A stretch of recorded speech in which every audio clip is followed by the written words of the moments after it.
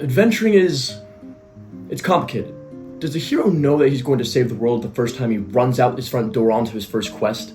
Does he have enough combat experience to face a starving troll, or enough wit to outmaneuver a dark sorcerer? Dungeons & Dragons at its first glance can sometimes feel this way. You get thoughts of a bunch of sheets of paper on a table with a bunch of numbers on them, images of towers and piles of handbooks that you have no idea where to start or begin reading. And it can be a very overwhelming experience for a lot of people just to get into the door. What a lot of people don't realize is that a hero becomes a hero when he takes that first step into unknowingness, not knowing all the complexities of what that adventure might hold or entail, but he does it anyway, and goes out onto his own path. Our sponsor to this video is the very wizards at Dungeons & Dragons to introduce us to the adventuring box that is Heroes of the Borderlands.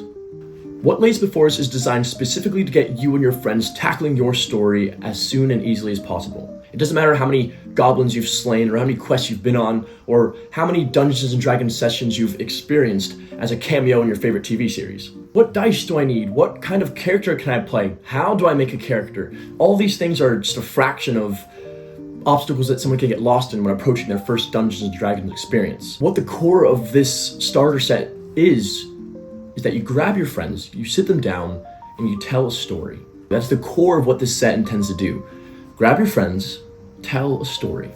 Heroes of the Borderlands is a starter set for any and all intrigued adventurers. It doesn't matter if you have years of experience of tabletop role-playing games under your belt, or if all the game experience you have is a few scattered memories of playing Go Fish. First opening Heroes of the Borderlands, you're going to be seeing your quick start guide and your reference booklet. These are both going to be the wise wizards in guiding you through each and every part of this thing and how to essentially start your own campaign. They've also included a QR code where you can scan it with your phone and just watch a video on how to use everything in the box. We're in new modern times, everyone. While your soon-to-be heroes are finishing up raiding your snack pantry, you can go ahead and follow the quick start guide to follow through a few steps to lay out and organize everything inside. Soon you'll be able to visualize everything you'll need, from maps, tokens, class boards, and one of 3 main adventure booklets to start. And if anything starts to feel overwhelming or unfamiliar about any of this, there's always a step to take in either the quick start guide or the reference booklet that will explain everything that you'll need to know about everything you'll need to know. This play guide is going to give you the rundown for what Dungeons & Dragons truly is, like we said before, a collaborative storytelling experience. It's not about winning or losing or someone beating down on the players beating down on the dungeon master. It's all about telling a story with characters who are fun to you. It's not about who's stronger or who does more damage. It's a story, and we're here to tell a story. Now in this video, I'm going to be using my sisters as a prime example of a few players who have little to no experience playing Dungeons & Dragons and using the Heroes of the Borderlands starter set to guide them through an adventure from scratch. That's basically a complete character sheet. Like, how easy was that to do? That was really easy. That was really easy, right? Or was that pretty easy to do? I actually understood, yeah. Like, it's easy to follow. Like, if this was your first time playing D&D, which it pretty much is. Like, it's pretty easy. Following the quick start guide, I've had my sisters build the foundations of the characters they're going to be playing. With the set's backgrounds and species cards, we've determined what kind of lives these adventurers might have lived before they've set out on this adventure together. I asked them questions like, was your character perhaps a sturdy farmer who was used to working the lands and tilling the fields and has a sturdy background to work off of? This rogue could have been like an acolyte or a servant of some temple. This rogue could have been an entertainer, perhaps like That's cool. she worked in the circus or something. That's cool. But then These are my top twos. So between criminal and entertainer. Gosh, these are both so Well, read the sick. back, so it has information on all what it means or what it could mean. You followed roving fairs. Each class board makes it almost unbearably easy to get everything you need and gather all of what the character is made out of right in front of you. This card right next to it, Okay. where it says species, and then your background where background is. So now if you need to add something to one of your rolls, you know what to add because you have all your information right here. There's space for equipment, gold piece tokens, and even magical items that the characters might find across their adventures.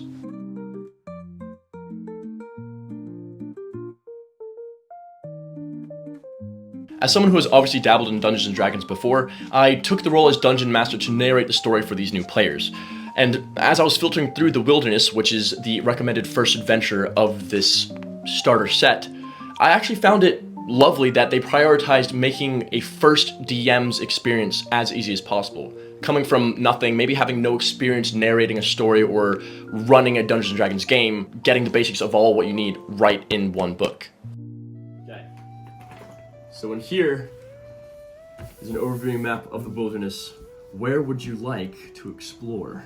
The adventure booklet is really good at teaching a new dungeon master how to approach a different situation that the players might want to take, how to guide them through different regions in the story, or how to balance combat encounters to be either more challenging or more approachable. Okay, so basically, you put your hands together and you start weaving this spell and your hands suddenly ignite on fire and you push the fire out into a cone in front of you, right? Yeah. As you cast this cone of fire emitting from the wizard's hands just barely nicks you.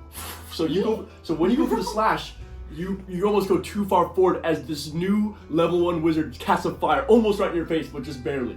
So maybe your new players are having a hard time taking down the bandits that they encounter, and we need to take one of those guys out of there. It shows you how to balance all these things so that your players are the priority of the story and not the DM's wicked power fantasy, which can happen. Level 1. Okay, so you're going to expend a power token to cast this. So you'll take away this one of these, and then you take that off your board. So now you're going to expend that power token, and you're going to go out. When you're faced with all the details of what a Dungeons & Dragons campaign can be, it's really easy to get caught up in it and forget that the soul of this is simply to tell a story. So go to attack, and that's what we did. With your short sword. Let's see what happens. 5. Okay, so what happens is you draw your short sword, and you go, "You'll pay for ambushing us." You go for the slash, and he is much faster than you think. Get with your friends, come over, tell a story, and have fun. That's what Heroes of the Borderlands is about. You use burning hands, okay, but you gotta get up to him first. How much speed do you have? Okay, and then I think as an elf you might have even more. Let me see. 35. So you have 35 since you're an elf. 35. So let's say, I think you can travel 1, 2, 3, 4, 5. You're up there. So So it says your attack is a cone. So we're gonna look at the burning hand spell. Show me where it hits. Is there a way to cast it where it's not hitting your companion over here? So you want to blast it right in front of you and just narrowly enough not to hit Elowen over here? Yeah. Okay. Wait. So what does it say that you need to do to cast that? Okay. It just says it in the red on the front. In the red on the front, yeah. It just says range, stealth, area, 15-foot cone. 15-foot cone. Okay. What level is it? Level 1? Level 1. Okay, so you're going to expect... My lords and lieges, we have officially delved into our adventure, complete with characters, bandits, and distant lands. But now is the time for your adventure. If you've ever had reservations about delving into the world that is Dungeons & Dragons, and you've been needing a sign to take up arms and forge your own path, now's the time and sign. My dear friends, Heroes of the Borderlands is available now, so go forth. Set off on your own adventure, find your companions, and do what I told you. Tell a story. See you next time.